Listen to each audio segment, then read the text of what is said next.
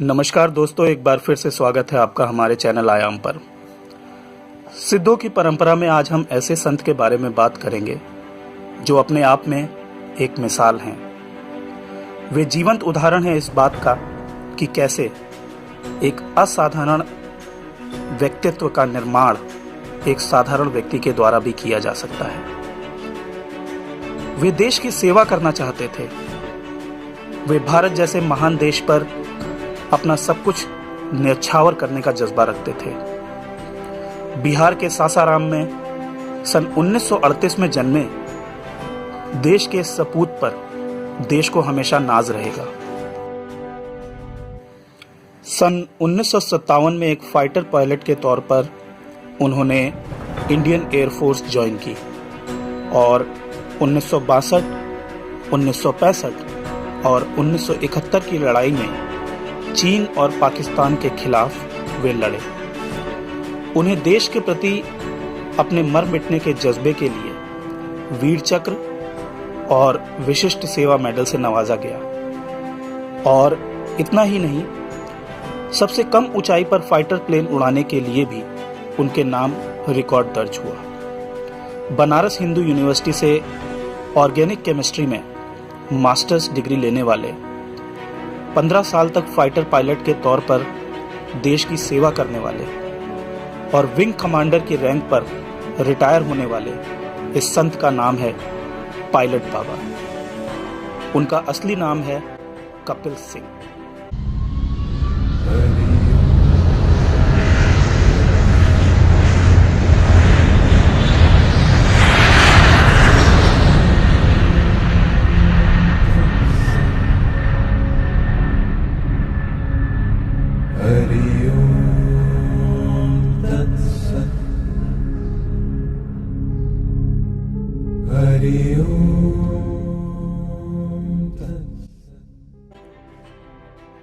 उनके जीवन में सब कुछ अच्छा चल रहा था, मगर 1962 की लड़ाई के समय घटी एक घटना ने उनका पूरा जीवन बदल दिया।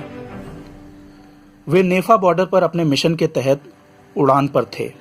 अचानक उनके प्लेन का कांटेक्ट बेस से टूट गया। उन्हें समझ नहीं आ रहा था कि वे प्लेन कहां लैंड करें और अथॉरिटीज ने कपिल के जीवित बच पाने की सारी होप्स छोड़ दी थी। इसी वक्त एक चमत्कार हुआ और हरि बाबा नाम के एक साधु उनके प्लेन में अपीयर हुए, प्रकट हुए और उनका प्लेन सेफली लैंड कराया। हरि बाबा आगे चलकर कपिल के गुरु भी बने। जीवन में घटी इस असाधारण घटना के पश्चात कपिल ने एयरफोर्स से प्री मैच्योर रिटायरमेंट ले लिया और वे सत्य की खोज पर निकल पड़े। उन्होंने 33 वर्ष की उम्र में संन्यास ले लिया। मन की शक्तियों का चिंतन और आत्मा का शोध उनके जीवन के ध्येय बन गए। वे हिमालय चले गए और पिंडारी ग्लेशियर के पास 16 साल तक कठिन तप किया।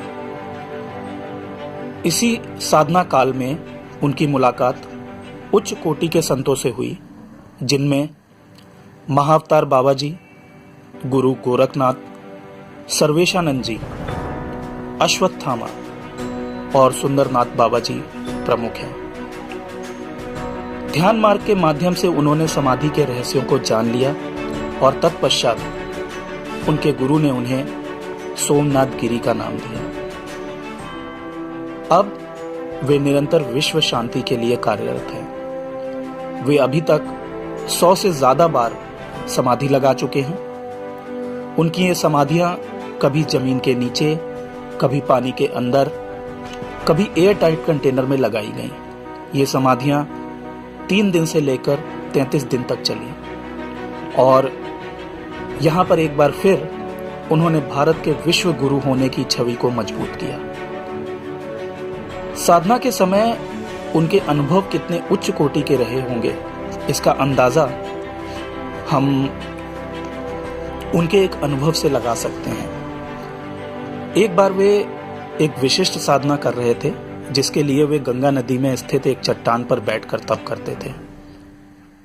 उनके दिल में यह इच्छा जागृत हुई कि चट्टान के आसपास से पूर्ण वेग के साथ जो पानी बह रहा है वो पानी उनके ऊपर से गुजरने लगे, लेकिन उनको भिगोए नहीं। और ऐसा ही हुआ। थोड़ी देर बाद वे चट्टान पर बैठे हुए थे और पानी उनके ऊपर से होकर बहने लगा, मगर वो पानी उनको छू नहीं रहा था। उन्होंने यह भी दावा किया कि करीब 6 महीने के आसपास वे अश्वत्थामा के भी साथ रहे, जो महाभारत काल से जीवित माने जाते हैं। पायलट बाबा ने अपने जीवन में बहुत से चमत्कारों का अनुभव किया और बहुत से चमत्कारों का प्रदर्शन भी किया, मगर आज उनका एक ही लक्ष्य है, विश्व शांति की स्थापना करना और मनुष्यता को उसकी उच्चतम उपलब्धियों तक पहुंचाना।